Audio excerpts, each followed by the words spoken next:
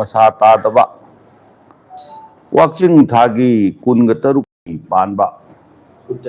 कुनग तरेतनी पानबा याई फरब कोरो नुमित लंगमाई कोरो से मसीदी नोंपोक सिंखै अपानबा पंथौ इपान पुबा नुमित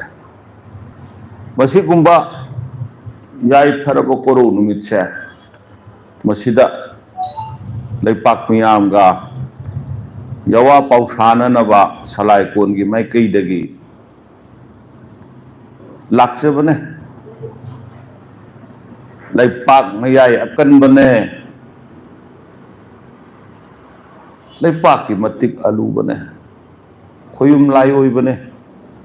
कैसु खंगदरबा पंगलबा नचानानाय ओइबा खोइना यवा पौसानबा लाकपा इतिक ओइदे अदुबु सक पुबा मतमगी खोंगलई मतुंगिना यवा पौसानवो हाइदना पौताक पिबगी लेपाक मियाम खुरुमजब लाकपने सोइबा लानु पुनमक बयाम पुनमोन नापियो ngasi kobo koro ngong sida mayam da pudana laksari basidi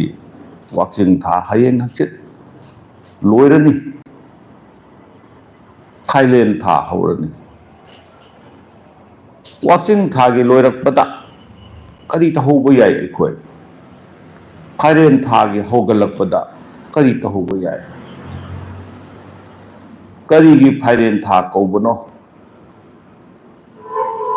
हाइबने चिंबा मसीगी चौरापा मसक अमा लेपाक मयामगा यवा पौसानजबा लाकपने हाना थक्ता मयामदा नोलुकना अखोइना थमजखरे वाक्चिंग थादी पंथौ वाकोन पुंगदा नवा नाउयुम साना चिंखतपा थाने अदु नुंगी वाक्चिंग था कवे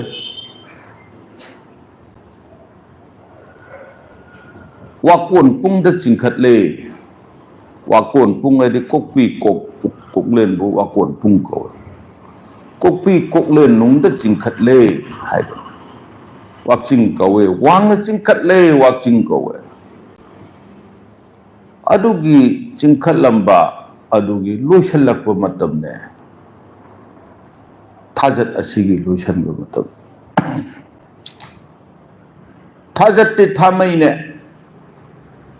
थासी ओइराबने करी नुंगी थासी हाइबनो माइकैय सोमदा लमदम सोमदा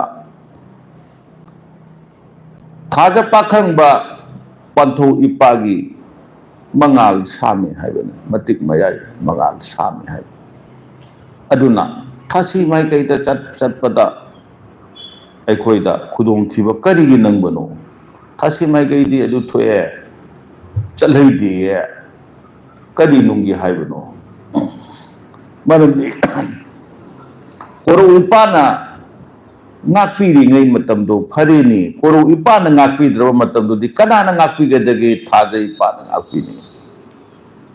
ताइबंगद मंगाल पीबदि पंथौ अनि सिदनिना कोरोना मंगान सामक मतमदुदि पंथौ इपा लई हाइरदन मपारी ममोम सिंगी दमुक्ता पांबोम तिंग मालेम खोंगुंबदि कनानो थाजा पाखंबना महाकी अदुगुंबा थाजा पाखंबगी मंगाल दो साम मतम दो सामथरक मतम सीथरक मतम खासी कव अदुना इपा इपुसिंगना पानखलकपदा नुंगाई याइफबगी थौरम तवो सीथरकपदा दि पांदिये हाइरबसी थासी माइकई लेपकपदसु माइकई अजोमददी अदुगी थादी अदोम नाकंदा थासी ओय करिगी हाइबनो मदोम नाकन थादी मफम गुदुंग मागी मंगालदो अइखोइना लैबनी लैरगसु मागी मंगालदुना मफम गुदुंग पीबा मंगालदुदगी खरा साम्बा माइकईदी अदो माइकईने हाइबनी अदुना मंगालदो वाटपा मफमददी मंगान वाटपा मफमददी तिंखन थेननी फता हौदी मयाम थेंगनी ꯑꯗꯣ ꯑꯩꯈꯣꯏꯅ ꯅꯦꯠꯂꯨꯕ ꯇꯥꯕꯅꯤ, ꯁꯣꯛꯎꯕ ꯇꯥꯕꯅꯤ, ꯃꯗꯣ ꯀꯅꯥꯗ ꯑꯋꯥꯕ ꯑꯣꯏꯅꯤ? ꯑꯩꯈꯣꯏꯗ ꯑꯋꯥꯕ ꯑꯣꯏꯅꯤ. ꯑꯗꯨꯒꯤꯗꯃꯛꯇ ꯊꯥꯁꯤ ꯃꯥꯏꯀꯩ ꯈꯥꯏꯔꯝꯃꯤ. ꯊꯥꯁꯤ ꯃꯥꯏꯀꯩ ꯇꯥꯔꯕ ꯃꯇꯝꯗꯗꯤ ꯀꯃꯥꯏꯅ ꯇꯧꯒꯗꯒꯦ? ꯇꯣꯉꯥꯟꯕ ꯋꯥꯅꯤ, ꯃꯥꯏꯕ ꯂꯣꯟꯒꯤ ꯋꯥꯅꯤ, ꯇꯣꯉꯥꯟꯅ ꯊꯝꯁꯤ. ꯑꯗꯨꯅ ꯑꯩꯈꯣꯏꯅ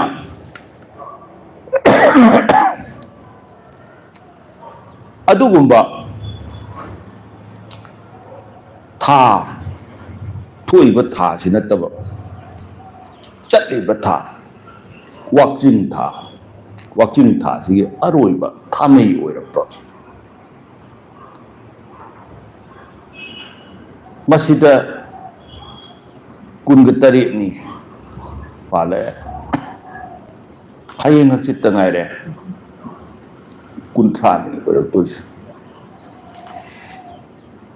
30 ꯅꯨꯃꯤꯠꯇꯤ ꯊꯥꯁꯤ ꯅꯨꯃꯤꯠꯅꯤ. ꯂꯥꯏꯅ ꯃꯤ ꯆꯥꯕ ꯅꯨꯃꯤꯠꯅꯤ. ꯑꯗꯨꯅ ꯃꯁꯤꯒꯨꯝꯕ ꯑꯔꯣꯏꯕ ꯅꯨꯃꯤꯠ 10ꯅꯤ, 20ꯅꯤ, 30 ꯍꯥꯏꯗꯤ 10ꯗ 10 ꯊꯣꯏꯕ ꯍꯥꯏꯕꯅꯤ. ꯑꯁꯤꯒꯨꯝꯕ ꯃꯤ ꯆꯥꯕ ꯅꯨꯃꯤꯠꯁꯦ ꯃꯤꯒꯤ ꯃꯄꯥꯡꯒꯜ ꯁꯣꯟꯊꯩ.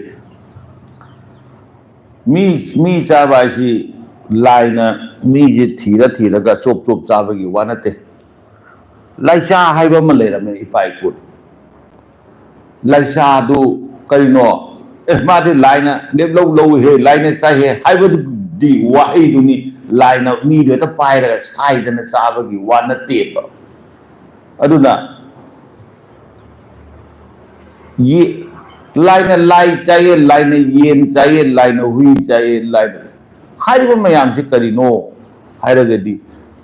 ꯍꯥꯏꯔꯤꯕ ꯅꯨꯃꯤꯠꯇꯨꯗ ꯍꯥꯏꯔꯤꯕ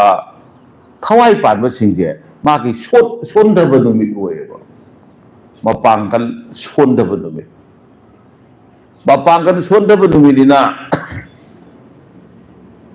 30ꯅꯤ ꯄꯥꯟꯕꯁꯤꯗ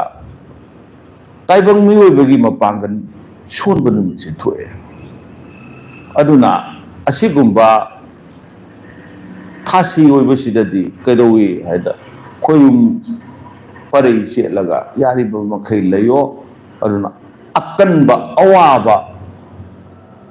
ꯄꯥꯡꯒꯜ ꯐꯨꯗꯣꯛꯄ ꯌꯥꯕ, ꯊꯋꯥꯏ ꯃꯤ ꯃꯄꯥꯟ ꯊꯣꯛꯄ ꯌꯥꯕ ꯊꯕꯛ ꯇꯧꯕꯗ ꯄꯥꯡꯗꯦꯌꯦ ꯍꯥꯏꯕꯅꯤ. ꯃꯍꯥꯛꯀꯤ ꯎꯀꯟ ꯃꯇꯤꯛ ꯆꯥꯅ ꯂꯩꯈꯤꯕ ꯑꯣꯏꯔꯒꯗꯤ ꯑꯗꯨꯝ ꯇꯧꯕ ꯌꯥꯏ. ꯅꯣꯡ ꯆꯨꯒꯅꯤꯌꯦꯅ ꯍꯥꯏꯔꯒ ꯁꯥꯇꯤꯟ ꯄꯨꯔꯗꯤ ꯑꯗꯨꯝ ꯆꯠ ꯌꯥꯏꯗꯅ. ꯁꯨꯃꯥꯏꯅ ꯇꯧꯗꯅ ꯃꯤꯁꯛ ꯑꯗꯨꯒꯤ ꯂꯥꯏꯅ ꯃꯤ ꯆꯥꯕ ꯅꯨꯃꯤꯠꯇꯨꯗ ꯃꯁꯥꯅ ꯃꯁꯥꯕు ꯀꯟꯅꯅꯕ ꯎꯀꯟ ꯑꯣꯏꯖꯅꯕꯒꯤ ꯄꯣꯠ ꯃꯁꯥꯗ ꯃꯇꯤꯛ ꯆꯥꯅ ꯌꯥꯎꯔꯒꯗꯤ ꯑꯗꯨꯝ ꯃꯍꯥꯛꯅ ꯊꯧꯔꯝ ꯇꯧꯕ ꯃꯌꯥꯝ ꯑꯃ ꯌꯥꯏ. ꯑꯗꯨꯕꯨ ꯌꯥꯎꯗ꯭ꯔꯒꯗꯤ ꯆꯦꯛꯁꯤꯟꯒꯗꯧꯕ ꯅꯨꯃꯤꯠ ꯑꯣꯏꯌꯦ. ꯂꯥꯏꯅ ꯁꯒꯣꯜ ꯆꯥꯏ ꯍꯥꯏꯕ ꯅꯨꯃꯤꯠ,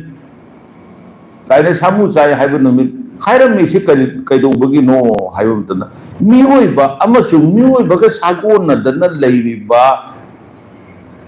ꯌꯨꯝꯁꯥ ꯃꯌꯥꯝꯁꯦ, ꯁꯥ ꯁꯟ ꯃꯌꯥꯝꯁꯦ, ꯃꯁꯤꯕꯨ ꯀꯔꯝꯅ ꯉꯥꯛ ꯁꯦꯟꯒꯗꯒꯦ? ꯃꯣꯏꯁꯤꯕꯨ ꯀꯔꯝꯅ ꯃꯤꯑꯣꯏꯕꯒ ꯂꯣꯏꯅꯗꯅ ꯃꯤꯑꯣꯏꯕꯅ ꯍꯤꯡꯕ ꯃꯇꯝꯗ ꯃꯈꯣꯏꯒꯤ ꯀꯔꯤ ꯇꯉꯥꯏꯐꯗꯕ ꯂꯩꯕꯒꯦ ꯍꯥꯏꯕꯗꯣ ꯇꯥꯛꯑꯝꯕꯅꯦ ꯂꯥꯏꯆꯥꯗꯤ. ꯇꯥꯏꯕꯪ ꯃꯤꯑꯣꯏꯕꯒ ꯌꯨꯝꯁꯥꯁꯤꯡꯒ ꯂꯩꯅꯔꯝꯕ ꯃꯔꯤ ꯎꯠꯄꯅꯦ. ꯂꯥꯏꯅ ꯀꯩ ꯆꯥꯏ, ꯂꯥꯏꯅ ꯅꯨꯡꯁꯥ ꯆꯥꯏ ꯀꯩꯗꯧꯉꯩꯗ ꯊꯦꯡꯅꯔꯣꯏꯕ. ꯂꯥꯏꯅ ꯁꯖꯤ ꯆꯥꯏꯌꯦ ꯀꯥꯏꯅ ꯁꯨꯛꯊꯦꯡ ꯊꯦꯡꯅꯔꯣꯏ. ꯀꯔꯤꯒꯤꯅꯣ? ꯃꯣꯏꯗꯤ ꯌꯨꯝꯁꯥꯗ ꯆꯤꯡꯗꯦ. ꯌꯨꯝꯁꯥ ꯍꯥꯏꯕꯗꯤ ꯌꯨꯝꯗ ꯂꯣꯏꯕ ꯁꯥꯕꯨ ꯌꯨꯝꯁꯥ ꯀꯧꯋꯦ. ꯀꯔꯤꯒꯤ ꯌꯨꯝꯗ ꯂꯣꯏꯕꯅꯣ? ꯃꯤꯑꯣꯏꯕꯅ ꯍꯤꯡꯕꯗ, ꯆꯥꯎꯈꯠꯄꯗ ꯃꯈꯣꯏꯒꯤ ꯇꯉꯥꯏꯐꯗꯕ ꯂꯩꯌꯦ. ꯑꯗꯨꯅ ꯃꯈꯣꯏꯕꯨ ꯌꯣꯛꯄꯤꯒꯗꯕꯅꯦ, ꯃꯈꯣꯏꯕꯨ ꯊꯥꯛꯄꯤꯒꯗꯕꯅꯦ ꯍꯥꯏꯕꯁꯤ, ꯃꯈꯣꯏꯕꯨ ꯉꯥꯛ ꯁꯦꯟꯕꯤꯒꯗꯕꯅꯦ ꯍꯥꯏꯕꯁꯦ ꯀꯔꯤ ꯇꯥꯛꯏ? ꯂꯥꯏꯆꯥꯅ ꯇꯥꯛꯏ. ꯑꯗꯨꯅ ꯂꯥꯏꯆꯥ ꯁꯦꯝꯃꯝꯕꯗꯤ yum sa singa miyoy baga lenaba mari koina kana ko man hang pe laina samu chai kana na samu bu yum sarane na koi laina bane samu loiba ngamdabani thaina di samu loira mine hujik sudum sing da kai da uwa ching thong na bi taw da samu loiba mi adum yawi ni wari da lukha bi samu loibi ai na leira mi hidi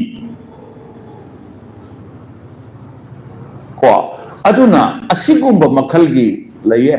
maram aduna hairiba laisa system amakak masigi amakak laise karino da aikoigi yumda loiba sasal mayam siga miyoy baga loina nabagi mari tambiba makoi yaudrabadi aikoina miyoy bana hingbada wagani haibagi masak utpa madugumबगी utpa laisani maramaduna laisa adugi mitye duda kunthani panbadudi karino haibada thasi oibadudi laina mi chaye haba mi mapangban sonthaye aduga loinana laina mi chai hairamina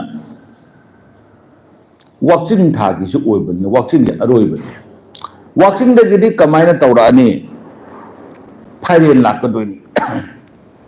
aduna mapa kadagi mama kada nawa nautharakpada nautarakpada marakta mangba yaye hasi oiragadi aduna thasi nimitsi hanagi wakchingda taibang yumban naraktabagi maramama aswaida yawi wakching thada karigi luhongamdabano haibasi wakon pungdagi phairen da phaidorakpada thasi de sibiyai kanano sirakadoi puglaktribanina ang panthau mapagi kokpi koklen da naupubado tharakpada sibiyai aduna aikoina marakta aikoina khalle kari khalle pale mamagi palem lin koi nungda magi pipuk nungda nawa chikmang na ba yawe mase magi matam gi sahi gi na tha gi magi tawru ka thabak mayam du gi taw adu na taba hojik la ka dori sina panthau mapa dagi panthau mapa su naupuye thabum ani naupuye hai thabum ani naupura kadoi sida phairen gi aroi be sida phaidora kadoi ne aduna wakching thabu nawa nauyum saba thane hai kanada panthau kada aduna angang amagi mapoki sahi parakpa matamda popo numitagi laurokpada natana pale mama da leiringi matam madugi mathangda amuk maru taba matam adu bhawu yawna pana hot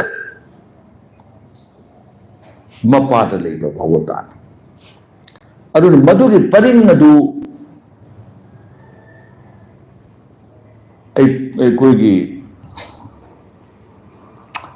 kenchang lon haiba singna madugi paring adu hola kanda asidena sibau sina mapanthau mapa kada leye sida palem kada leye di matungda taibang kada thore hotpana aduna bu ai koina saji budi palem kada leiradana nawa taibang sa thu jingkhat pa matam ne na loi tam sachi phoi tha haina kaupan कोना कयात कालेन खायरकदोइनि कालेन थादा अदुना सचिफुदगी हौबा तारगदि करिनो हाइबदा पंथौ मपागी कादे लेहौरे लेमहौरे पंथौ कादगी हौरई हाइबा ताइबंगना खंदरे पंथौ याउदबा पलेम खतना ताइबंग पोपदी ओइदी अदुना पागी पारम चचगे पूगी पूरम चचगे हाइदना lining लिखलमदा lining परमदा थांगिबा अखोइना Pagi पारम करी कानबनो पूगी पूरम करी कानबनो पागी पारम कालबदे पूगी पूरम कालबदे मपा मरोल थोरोय मपू मरोल खंगरोय मपा मपू मरोल खंद्रबदे मपा नाक्ता यौररोय मपू नाक्ता यौररोय अदुनुंगी मपा मरोन खंगे मपू मरोन खंगे पागी पारम दा लिग्लू लिग्नाउ ताना लिसम नहनगे हाइना नवा नौ खन्नरबदी करिनो high मतमदा फाइरिन खंदब यादे वाचिंग खंदब यादे वाचिंग दली था हौदब यादे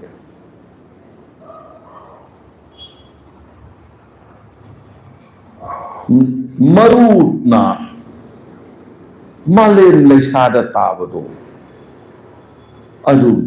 नुमित्तो खंब ताबनिनी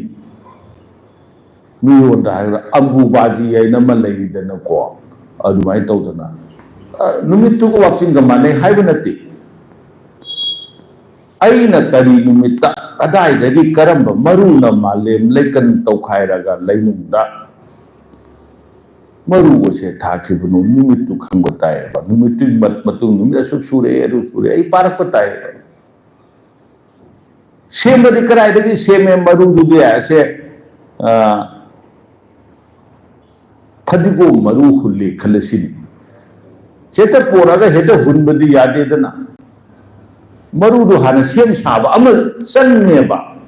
मरु सेमबदु कदाइदे सेमगे पंथौ काता सेमे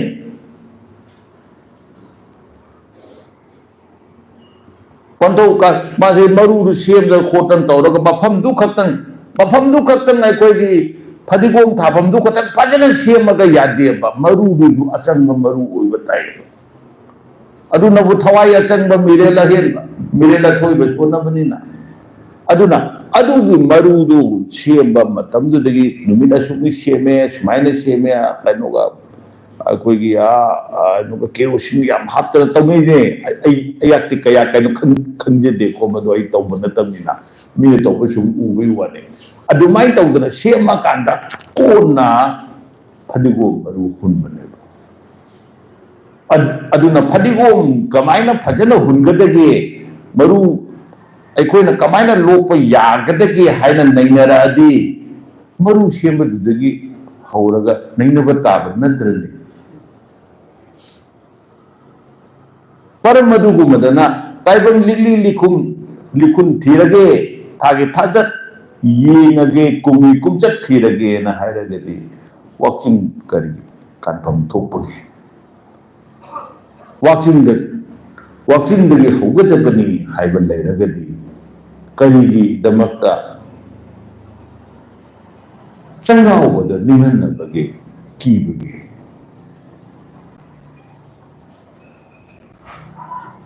वाचिंग था खंसे वाचिंग तादि लोइताम वाचिंग था हाय ताइबंग बदि लोइनलिबा ताम न लेबा लाबर वाब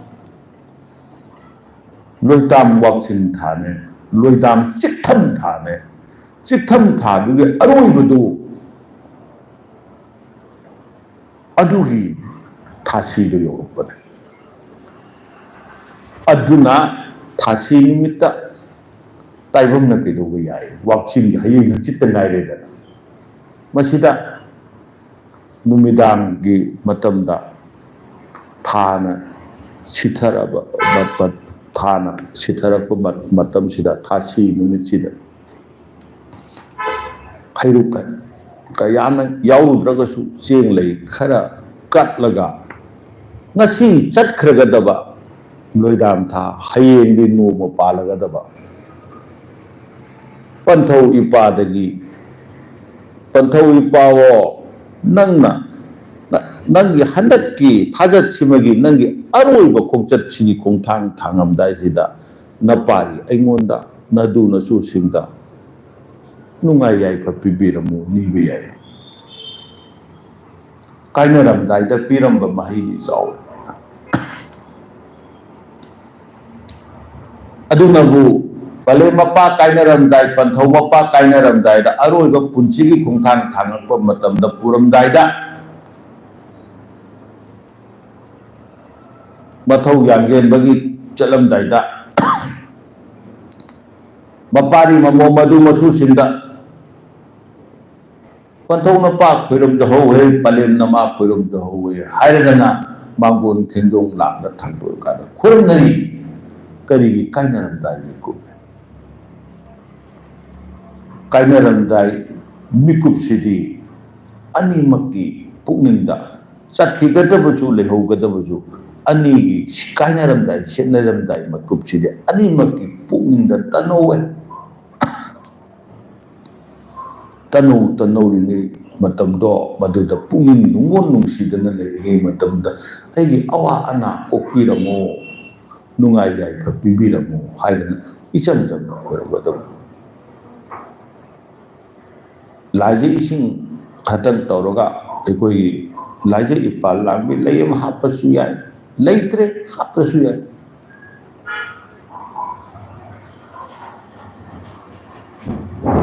पंथौ मपाना ताइबंदगी खोंसानदना चलमदाय पले ममाना खोंसानदना चलमदाय खुयुम लाइ ओइरबनिने सिरबदि नत्रने खुयुम लाइ ओइरब पले ममा पंथौ मपादो अदुगी चलमदाय दुदा कायनबगी सीबगी पले ममादना सीबगी चलमदाय दुदा कदाइदगी हई मनम नाइबा कदाइदगी लफोय लफांग चंथोप कनाना लांगगा खुरमनगेने पंथौ इपादुना ताइबंदगी थादोगा चलमदाय मतमदा ngaiko napari bu thadok pirang manu napari bu namum langle loibine idom le hoba ngamoire na kaphoba palem nang bu nungsiye panthau nang bu nungsiye na kaphoba adu na pukning nungon na naudan lairigi matam na maru na adu da lapoi lapang san thopa kadai di hairang haijum naiba lairang laijum kadai dagi thigi kanana adu da kange punamak se tat ne थौरम की दमकता लांगपन तब यादी हाइबदी नते को कत्प यादी हाइबदी नते कत्ब यादी हाइबदी यादी अदुना अदुगुंबा पले मिमाबु खोरंबा पंथौ पाबु खोरंबदा तंगाई फदबदी करिनो आई असेंब थमोइने लैरांग हाइबदी लयेंगने लैखोक पांदब लैने मसीना खतला कांदा नुंसिबो वाही थमोय नुंगी वाही नांगा कांदा मिलुदगी तारक पिरांगदो मदुना हैखोक पांदब हैने हैरांग लैरांग कतलो हाइबदी लयेंगना नंगी पुनिंगी वाहीदो हायो नंगी पिरांगदो मिलुदगी तारक पिरांगदो पलेमना मादा कतलो पंथोना पादा कतलो हैरांग हैखोक नाइदबा लैरांग लैखोक नाइदबा अनि हिदगी हेनबा कनासु लैबे है मनम नाइबसु अदुने लै मनम नुंसिबा लही यावबसु अदुने अदुना थासी निमित्ता वाक्सिन थागी थासी निमित कुंथानि पानबदो निमित्तुदा निमिदांदा सेन खरा चमचम लई नुं यावगेरा यावरोइदा मपांदा कोरुगी मंगान उररोय कनुगी लोइदाम थाजा पंथौ इपागी मंगान उररोय उद्रब मतमदा पंथौ इपादो पुनिंग लाक्सन बिरगने महाकी निमित्तुदा थाबु मदुगी अरोइब विदाय अरोइब कायना वारोन पीबियो महई निबियो कानन सोई नोंगालकपदा फाइरेन लाए फाइरेन दी करिनो हाइबदा फाइबदे लेन मोइबने फाइबा हाइबदि मपुम म लेरकन अमा लोंथोकबु फाइबा कौइने अदुना फाइलेल थादी सकलोन अनि सुये नुंगी सकलोन नम पानगी सकलोन नमन सकलोन अनि सुये नुंगी सकलोन दि कइनो पंथौ कादा लैहोबने पानगी सकलोन दि करिनो पलेम कादा लापने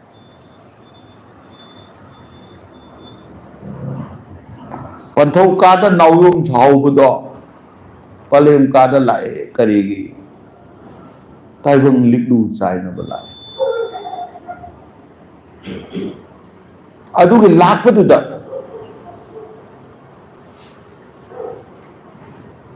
पोत अनी से फाइलेल था तरानी थोइगी मनुंग सिदने था तरा मथोइगी मनुंग सिदा फाइबा था अमता याउदे फाइबा था अमता याउदे फाइलेल मथंदने फाइलिस तो फाइदो पदन लेन होइबा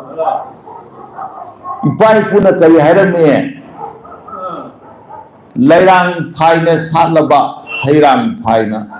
पालबा येंदेम जिना मपान सालाबा पोट मपुम जे अनि अहुम लोंगदना मदु फाइबो खतोय फाइना पोपपु फाइबो को फाइदो अनि पोप अहुम पोप मरी पोप फाइदो इनी दिना लुम पोपइना अदुमना तौबा हिंगोन चाइगोन नुंगदा तौरदि कैदौ हैरमी अपोप खोइरमो हाय अदुना फाइदोरपदुदा करिगी अपोप खोइरम अपोप करिगी खोइरम गदोइनो फाइदोरपादि लोंग थोरपदोइनी सिना फाइदोरपसिंदा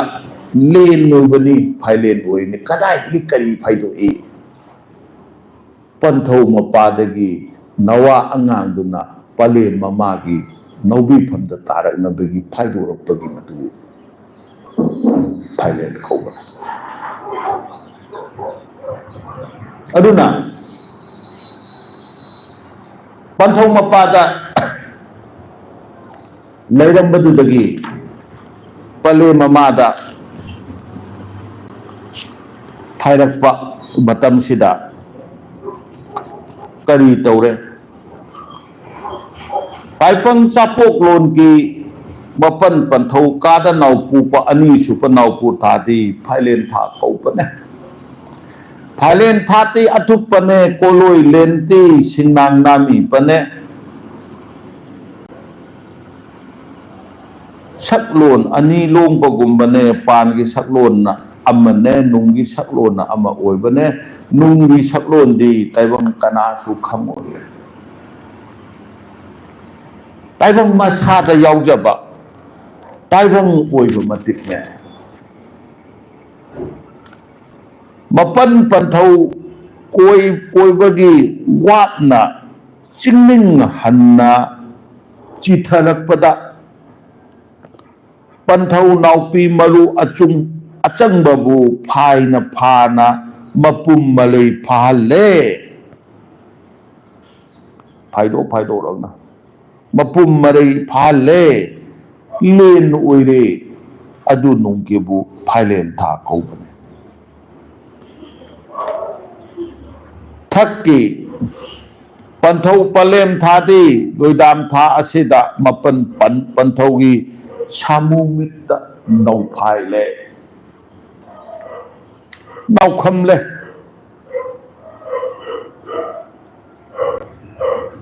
मसी कनागुंबने येंबिबा याय थाजनबी मखलबने युम्बान पुंसीसिदा मचा अमा नौ तारा अनि हाइबदो करम खंगे पंथौ मपासिगी मिट नहासे मसी अनि लोंबदौन ओइनकने फाइदोरी अदुदे हे मसे नाउपु मरु चंगे से मपुंग फारे से खाने अदुनी मपन पंथौगी सामू मित्ता नौफाई ले थकी परम अमदी लोइदाम था असिदा नौपाई नौखमले अदु नुंगिबु फाइलेन था कवे अमतंग लेरब मितना से अनि थोंग उये ताइबंग लांगोन पुंसीगी चैथेक मस चैसिंग पालकपदा मपन पंथौ पोमाबगी थकी नौपु थादे ताइबंग कनासु पानदेबा ममा दे पाने ने ममा दे वो पाना दर न पुआ कादा पाने ने को अदु नहीं कोई किसी मप्पा की पंथौ मप्पा की नौपु था दुदी कना नसु पारुदी ने था नहीं दो अदुना कोई ना मैं ये किदी पापम थे अदुना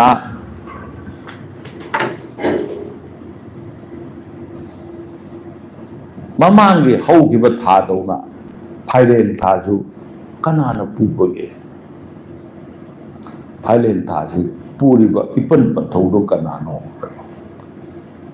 तुमांग लापा कौवे करिगिनो फाइरकपदुना थवाइदुना कना पलेम कादा तुक्थरकदोइने अदुगी ममांग लापा हयेंग तुक्थरब मतमददि करी ओइरे लमता ओइदोइने अदुना पलेम कादा तुक्थनबगी ममांग दा लापदो थौपुबा लापा हाइबदि थौपुबा हाइबदि से ख्वाइ लापा कई लापा लैरिदना अदुगी लापदुनी तुमांग लापने हाइदि तुक्थनबगी ताइबंग लिकलु याय तुक्थनबगी तुमांग लापा हाइना निगौबा पंथौ इपाना फाइले थापुये अदु ओइरदि कोइना से लाइथौ तौबा सु यावि आई कोइना खुयुम लाइथौ तौले अखोना लाइथौ अमा तौबसिदा आई सोनफम थोप सोले नुमित्तुबु पुरिबा खुयुम लाइ आइना लाइथौ तौरिबा खुयुम लाइ अदुगी मंगोंदगी थौजान नीरे था दुबु लोइदाम था दुबु आइना थौरम तौरिबा लोइदाम था दुबु करम लाइन पुबगी हैबु खंग्रदि मातु कमाय थौ अयाबना लोइदाम था दु पुबा पंथौ इपादो काउइनी काउफम थोक्तबने था तारानी थोइ पुबा पंथौ इपा तारानी थोइ लगे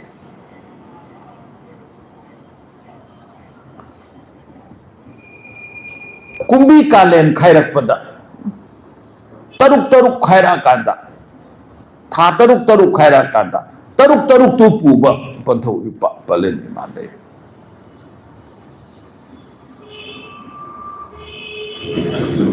मथंदा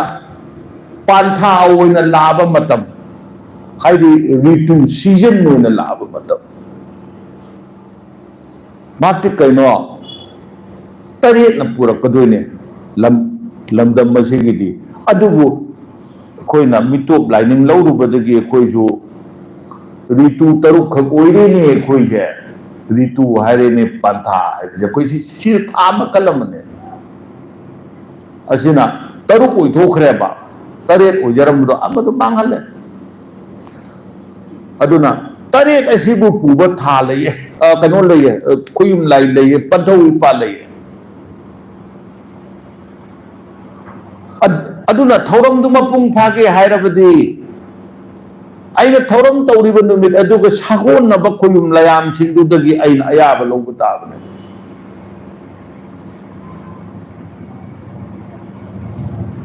ꯇꯥꯏꯕꯪꯄꯥꯟꯗ ꯃꯄꯨꯕꯨ ꯈꯨꯔꯨꯝꯖꯔꯤ ꯍꯥꯏꯔꯒ ꯍꯦꯛꯇ ꯍꯧꯔꯒ ꯍꯦꯛꯇ ꯇꯧꯕꯒꯤ ꯃꯍꯨꯠꯇ ꯃꯥꯏꯀꯩ ꯉꯥꯏꯕ ꯂꯥꯏ ꯂꯝꯗꯝ ꯑꯗꯨꯕꯨ ꯀꯣꯜꯂꯤꯕ ꯂꯥꯏ ꯍꯤꯡꯒꯣꯜ ꯑꯗꯨꯕꯨ ꯀꯣꯜꯂꯤꯕ ꯂꯥꯏ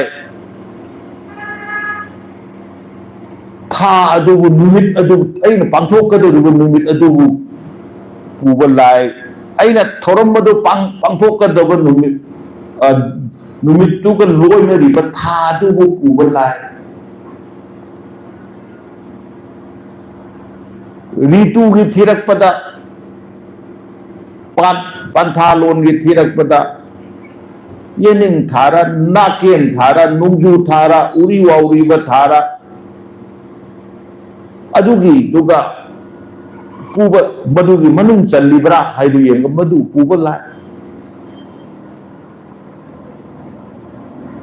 ꯀꯧꯐꯝ ꯊꯣꯛꯇꯦ ꯀꯧꯔꯕꯗꯤ ꯑꯩꯕꯨꯗꯤ ꯀꯔꯤꯒꯤ ꯍꯥꯏꯗꯕꯅꯣ ꯑꯩꯗꯤ ꯃꯇꯤꯛ ꯃꯌꯥꯏ ꯂꯩꯇꯦꯅ ꯈꯟꯕ꯭ꯔꯥ ꯍꯥꯏꯗꯅ ꯄꯨꯛꯅꯤꯡꯗ ꯈꯣꯏꯔꯥꯡ ꯈꯣꯏꯁꯥꯎ ꯃꯩꯁꯥꯎ ꯇꯧꯔꯛꯑꯗꯤ ꯊꯧꯔꯝꯗ ꯑꯀꯥꯏꯕ ꯑꯣꯏꯒꯅꯤ ꯑꯗꯨꯅ ꯐꯥꯏꯔꯦꯟ ꯊꯥꯗꯤ ꯀꯔꯤꯅꯣ ꯍꯥꯏꯕ ꯃꯇꯝꯗ ꯑꯩꯈꯣꯏꯅ ꯇꯨꯃꯥꯡ ꯂꯥꯛꯄ ꯄꯟꯊꯧ ꯏꯄꯥꯅ ꯄꯨꯌꯦ ꯃꯁꯤꯗ ꯑꯩꯈꯣꯏꯅ ꯀꯥꯎꯔꯣꯏꯗꯕꯗꯤ ꯀꯔꯤꯅꯣ ꯍꯥꯏꯕꯗ ꯁꯛꯂꯣꯟ ꯑꯅꯤ ꯁꯨꯌꯦ ꯑꯅꯤ ꯐꯥꯏꯌꯦ ꯅꯨꯡꯒꯤ ꯁꯛꯂꯣꯟ ꯑꯃ ꯄꯥꯟꯒꯤ ꯁꯛꯂꯣꯟ ꯑꯃ ꯅꯨꯡꯒꯤ ꯁꯛꯂꯣꯟꯗꯨꯗꯤ ꯅꯨꯡꯗ ꯂꯩꯍꯧꯋꯦ ꯄꯥꯟꯒꯤ ꯁꯛꯂꯣꯟꯗꯨꯅ ꯄꯥꯟꯗ ꯊꯣꯛꯈꯤꯑꯦ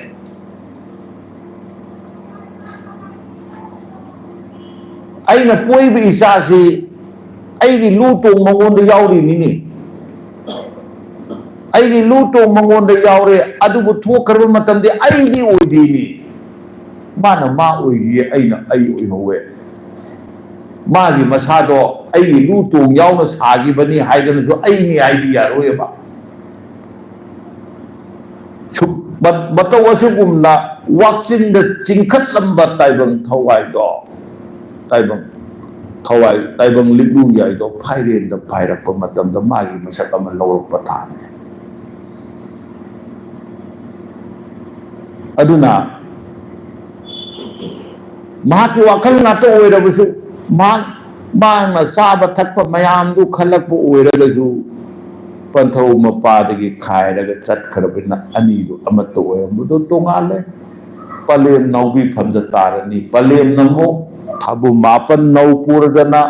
ꯂꯥꯏꯖ ꯏꯋꯥ ꯅꯨꯡꯗ ꯏꯀꯣꯟꯅꯔꯗꯅ ꯂꯥꯛꯄ ꯑꯉꯥꯡ ꯅꯋꯥꯗꯣ 10 ꯁꯨꯕ ꯊꯥꯗ ꯇꯥꯏꯕꯪ ꯄꯣꯛꯂꯕ ꯃꯇꯝꯗ ꯅꯍꯥꯟꯗꯒꯤ ꯊꯥꯕꯨ ꯃꯥꯄꯟ ꯑꯩꯅ ꯅꯥꯎꯄꯨꯔꯛꯏ ꯍꯥꯏꯗꯅ ꯃꯗꯨ ꯃꯥꯅꯦꯗꯤ ꯌꯥꯔꯣꯏꯕ ꯃꯥꯒꯤ ꯃꯆꯥ ꯇꯥꯍꯧꯔꯒ ꯂꯩꯍꯧꯅꯦꯕ ꯀꯣ ꯑꯗꯨꯅ ꯑꯩꯈꯣꯏꯅ ꯀꯥꯎꯔꯣꯏꯗꯕꯁꯤ ꯀꯩꯅꯣ ꯄꯟꯊꯧꯅ ꯄꯂꯦꯝꯗ ꯈꯥꯏꯔꯛꯄ ꯊꯥ ꯄꯂꯦꯝꯅ ꯇꯥꯏꯕꯪꯗ ꯈꯥꯏꯔꯛꯄ ꯊꯥ ꯇꯥꯏꯕꯪ ꯑꯣꯏꯅ ꯍꯤꯡꯉꯀꯥꯟꯗ ꯇꯥꯏꯕꯪꯗꯒꯤ ꯈꯪꯅꯨꯡ ꯂꯝꯕꯤꯗ ꯆꯠꯂꯛꯄ ꯊꯥ ꯑꯍꯨꯝꯁꯤꯕꯨ ꯀꯔꯤꯅꯣ ꯍꯥꯏꯕꯗꯨꯅ ꯄꯟꯊꯧꯅ ꯄꯂꯦꯝ ꯀꯥꯗ ꯁꯦ ꯂꯧꯔꯣ ꯄꯤꯕ ꯊꯥꯅꯦ ꯁꯦꯔꯧ ꯀꯧꯋꯦ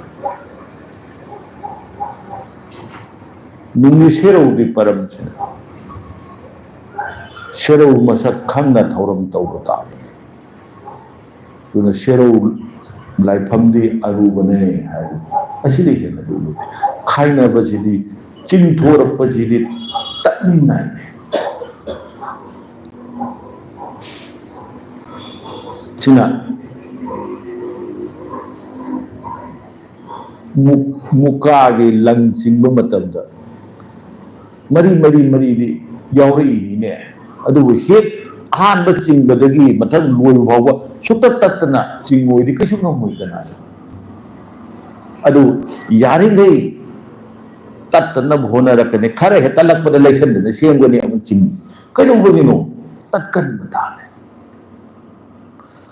ꯑꯗꯨꯅ ꯋꯥꯛꯆꯤꯡꯗꯒꯤ ꯐꯥꯏꯔꯦꯟꯗ ꯐꯥꯏꯗꯣꯔꯛꯄꯁꯦ ꯄꯟꯊꯧ ꯃꯄꯥꯁꯨ ꯃꯄꯥꯡꯒꯜ ꯁꯣꯟꯊꯩꯌꯦ ꯑꯗꯨꯅ ꯄꯟꯊꯧ ꯃꯄꯥ ओइबगी पांगल योगदब थाने पाले ममाना माकी मचा अदो ताइबंग द पोक मतमदा माकसु सोंधदना नुमित निफु मु करी मु मा पोथारगा ले सोंधरीने सुमाय तो फाइदोरप खुदिंग थोखि खुदिंग लोइने सोंधनब मा ताइबंग थवाई ना समहक्चांगदगी थोखि मतमसु सोंधनब मा अदुना फाइरेन थादी नाउसोन थाने अदुना चेक्शन बीगदब था ओए नवा नाउसोन नबा नवा नौफाई नबा था ददी कईदौरगदी लेने कोई सोलदमने ना सुम अखोइजे हयेंदगी दे आइजे हयेंदगी दि फाइरेन ओइरदमने दुना हयेंदगी दे आइजे नारदमने ngasiदगी ngaire लेगेदरा बैस को अदुगुम मतमदुदि कमाइन तौरे सोंदरिबुदो कन्ना कनखटनबा इ होना तारे अदुगी दमक्ता पंथौ इपादा पलेन इमादा समु पांगल हापियो वाखल लौसिंग पिबियो निमताइना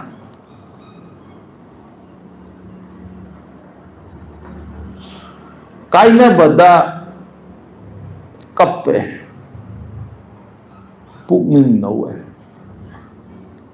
थुंगना बदा नोए पुकनिंग नौए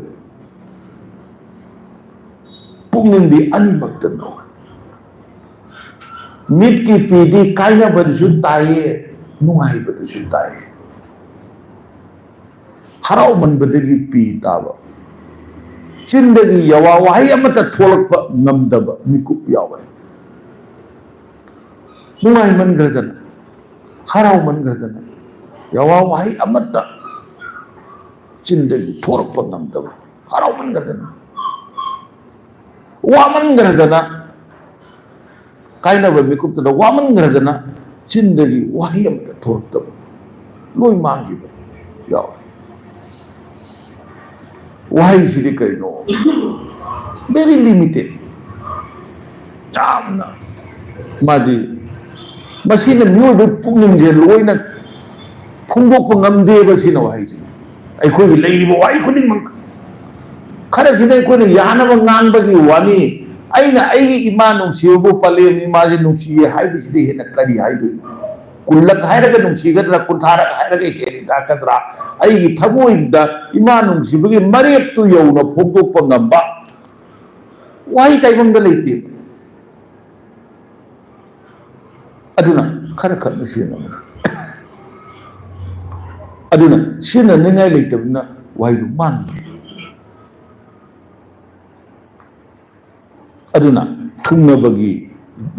नुंगाइबदा पी ताबा काइनबगी नुंगा अवाबदा पी ताबा मरमदि पी मयाइदा ताइबंगना चटपने येतसु खोंगलम लइए ओइदसु खोंगलम लइए खोंगलम अनीदो ताइबंग पुंसीना संबनिनि अदुना फाइरेन था हाइबसिददि खोइना वाक्चिंग थादा लेरंबदुदगी खरदंग सागलप थाने याम नुंगाइबा थाने नुंगु नुंगाइरदि अवाबा सेनै हाइसे कौबिगनो ख्वाइदगी हाउबा यिनसांग ख्वाइदगी हाउबा चिंजा लैना चेनबने ख्वाइदगी हाउबा जिलीबीजे हाउइने को जिलीबीजे हाउइ दु मसिने खरे हेले सारदि नाइने ख्वाइदगी हाउरदि ख्वाइदगी चेक्सनगदबने सुमाइना सुमाइ तौदरा ख्वाइदगी हाउबा ख्वाइदगी नुंगाइबा से मसी चेक्सनगदबगी मतांग लोइना लइए मरमदुना वाक्चिंगदगी फाइरेन चंगकपसे याम नुंगाइ मतमने याम थकथक नियमदि खितन सांगलप मतम को अदुना मजुगी मतम मसिदगी मुखरे हेजंगदि फजन नुंगाइरकदोइनी लंता यरकदोइनी मदुदनी अंगांग मयाम नारकदोइसे कालेन मथंग मथंग लाकु मतम दुन मसिगी लाइना की जो खोंगचत अमा अदुम लेजरिएबा नुंगा याइफबगी खोंगचत खतन नते महौसा की खोंगचत खतन नते लाइना की जो खोंगचत अमा अखोगी सीजन जिग लोइनना अखोगी मसिगी लोइनना चत्तना लइए अदुना अदु खंगना चत्तामनी अदुना अखोइना फाइरेन थासे मसी नवा नौ सोनगले अदुना अखोइसी मदुगी दमकता अखोइना खोयुम लाई खोरब ताबनी पलेम पंथो हाइजब ताबनी चानिंगे मखा थमना चाब ताबनी थकनिंगे मखा थमना थप ताबनी यवा खरसी मसी गोइना स्वाइदा लोइसनसी नाबगिदी हाइबगिदी लोइबा खंबा नाइबा नते हयेंना थौरम करी तौबा याबगे हाइबदो मथंगिदा फाइरेंगिदा अमुक तौसे मैम पुनमक कोई सुम ताइना पुनेमजरी कैसु खंगितबा अइना सलाइ कोनगे महूत सिलगा मयान वाफम खतन फोंगुचबसे मसिदा असोइबा अराम कया यावरमबनी हाइना अइगी पुरिंदा खंजै मैम पुनमक तो खोयुम लाइगी मसक ओरेबा लेपा मैम नागपियु हाइबसे हाइजरा पुनमक खोरमजरी हई हया हई